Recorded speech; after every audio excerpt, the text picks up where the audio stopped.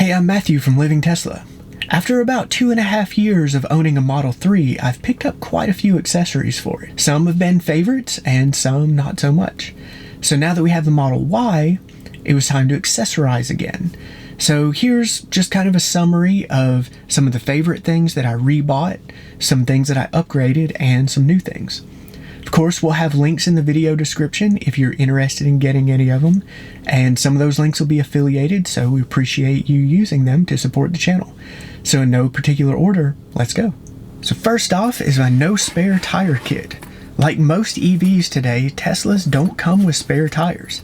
But in my 20 years of driving, I've had quite a few flat tires from nails and screws, and thankfully I've never actually needed a spare, since I've always been able to repair them with a simple plug kit and an air compressor.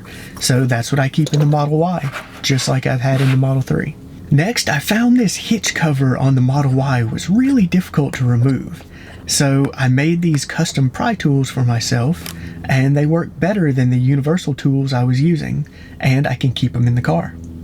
Next is the snap plate. We live in a state that requires front license plates, but we're in an area that is not really enforced. So we designed our own removable license plate mount to keep in the front trunk most of the time and just put on whenever we travel to areas that enforce it.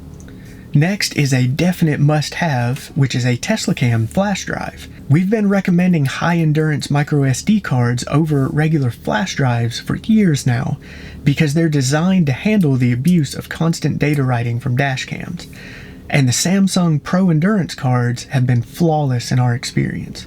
Their 43,000 hour rating was unmatched until recently when SanDisk released a max endurance line of cards that have a 60,000 hour rating. Next, since I prefer wired charging over wireless for my phones, I tried to install the wires from the Model 3 in the Model Y dock and found that it doesn't actually work. You have to remove the wireless pad and also replace this cover with parts from the Model 3. So I designed a replacement for myself that uses the new USB-C connector in the Model Y and now the Model 3 too, and that can charge up to 27 watts. On our Model 3, I used a center console wrap kit from Kenrico, but on the Y, I used Nikola Pro. Both fit well and look great, but I have to say, Steven at Nikola Pro has done a great job making his easier to install. His kit uses extra tabs at the corners to help you align those pieces, and I highly recommend it. Next, for whatever reasons, the Model 3 and the Model Y have great cup holders in the back seats, but the front cup holders are just too big, at least for anything I usually put in them. So I found this one for the Model Y, and also got one for the Model 3 too. But really my only complaint is that they don't stay put very well. But I did find a newer option that's out now that looks like it would improve on that from the reviews. Next are screen protectors. In the Model 3, I just have a basic, cheap, glossy screen protector, but I stepped up to the Elon Accessories matte screen protector for the Y. Overall, I like it, but I'm not sure that I actually like it better. I really appreciate the smooth feel and the reduced fingerprints, but in bright situations, rather than having glare, the matte finish makes black areas kind of more gray, so that affects the contrast. So that's not really ideal either. Elon Accessories is definitely cut better though, and it comes with nicer installation accessories. So really, it just comes down to your preferences there. I tried several different floor mats in the Model 3, but I ended up liking Taptez the best. They're similar to the very popular 3D Max Spiders, but they don't have the big logo and they have a better backing on them that doesn't make scratchy sounds.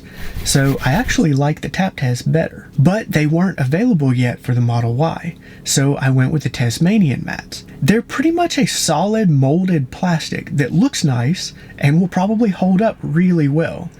But overall, I still think I prefer the Taptez mats. I just prefer the softer, kind of rubberized feel over that hard plastic of the Tasmanians.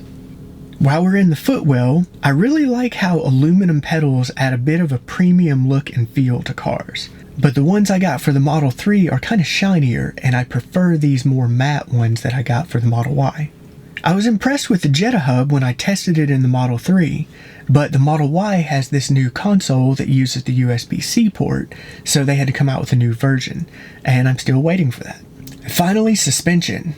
I upgraded my Model 3 suspension with Redwood's Grand Touring Kit, and I've been really impressed with how smooth it is while still handling great. I'm looking forward to doing the same on the Model Y when it's available. So that's it. Let us know in the comments if you have any suggestions for other accessories that you really like that we should consider. And as always, thanks for watching.